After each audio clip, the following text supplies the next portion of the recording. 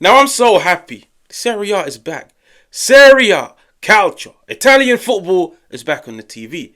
Conte, Napoli, they've just beaten newly promoted Sassuolo. And they've done it with some swagger. They've done it with some dominance. But they've also done it with some brand new tactics. Conte's probably sat thinking, I've signed a lot of new players. I want to try and fit all of those players on the same pitch at the same time. And he's just done it against Sassuolo. Napoli have just beaten Sassuolo 2-0 in the first game of the 2025-2026 Serie A campaign. Who impressed and who didn't?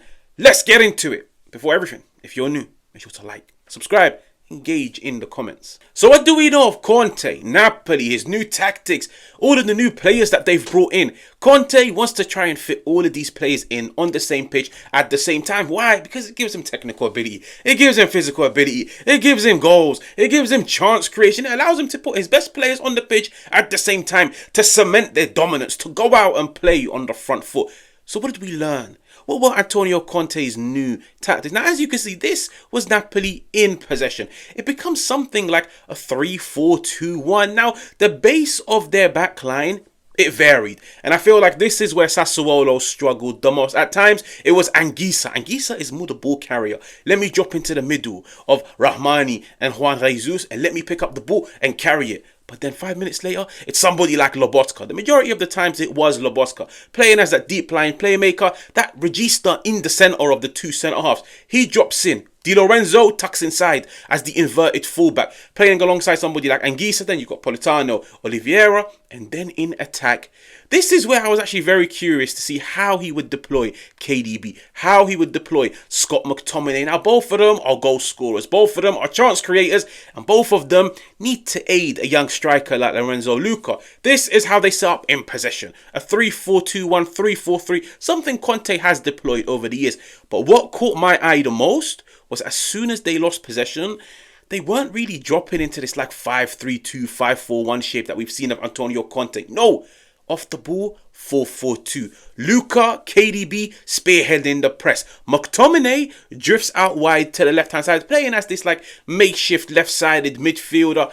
Why? Why does it make sense? The one thing about McTominay is he's got an engine, whether you play him left back, left wing, right wing, centre of the field, as a number 9, as a false 9. McTominay's got an engine. He runs up and down.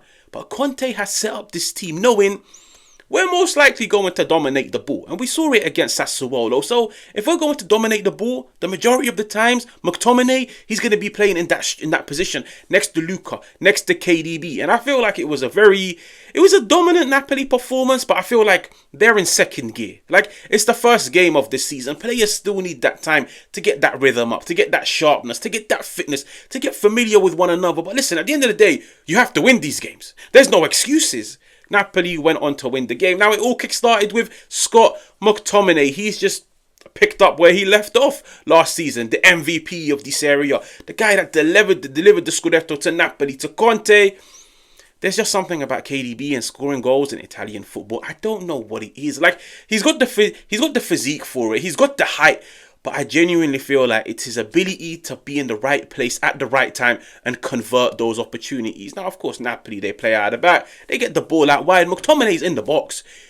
When you've already got a 6'7" Luca that you have to worry about because of how big he is, you don't want yourself a 6'4" McTominay lurking in and around. And the one thing about McTominay is he attacks the ball. He converts it into the back of the net. He generates power. 1-0 to Napoli.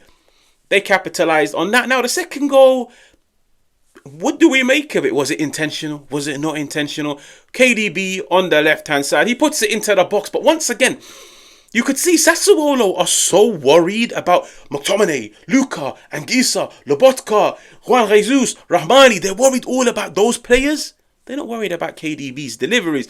KDB puts it on the money. You either convert it, or most likely it will just go in by itself. And it went in 2-0 Napoli, and I feel like after that it was just smooth sailing. It was easy. Sassuolo didn't really offer much. Then they went down to 10 men. It just became the easiest 3 points for Antonio Conte to kickstart the Serie A campaign. Now, there is also one person I feel like we do need to discuss because it's talk of the town over the past 1-2 weeks. Romelu Lukaku is injured for about 2 to 3 months. Now, this is the person that contributed with about what is it, 22, 24, 25 goal contributions last year in the Serie A. Goals, assists, powerhouse, running the channels, holding up the ball.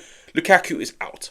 Now for me, I looked at this Lorenzo Luca performance today and I was like, this is your audition.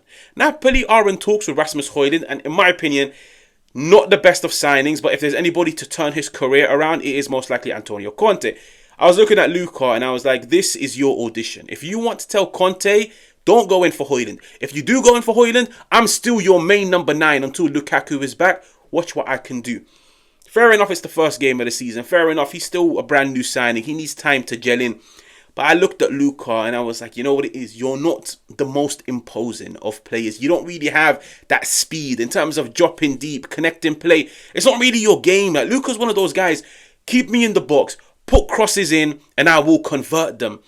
And I don't know, guys. Like, I wasn't too convinced with that Luca performance, and I feel like maybe, just maybe, this is why Conte, De Laurentiis, everybody at Napoli are looking at it and thinking, I don't think we could survive these 2-3 months without a Lukaku. We need a penetrative goal scorer, somebody that can carry that burden of McTominay, because McTominay is not going to school every week. Somebody that can carry that burden of KDB. He's not going to school you every week. You just need yourself that prolific, out-and-out number 9 there, taking on all the pressure.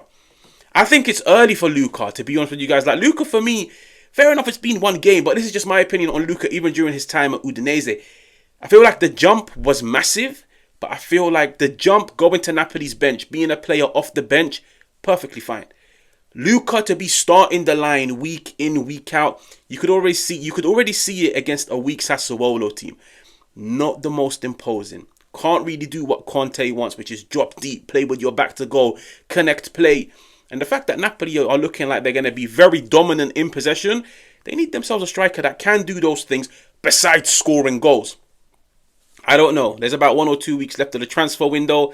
Not sure Rasmus Højlund is the answer, but I feel like this is something that definitely needs addressing, because without Lukaku, they need somebody else to carry the burden of putting the ball into the back of the net. Now, this is the first game of the Serie A. We will be here to document it every single week. Has Luka stepped up? Has he faded away? Is Rasmus Højlund that guy? Is Conte changing his tactics? Make sure to like, make sure to subscribe, engage in the comments, and I'll catch you guys on another one.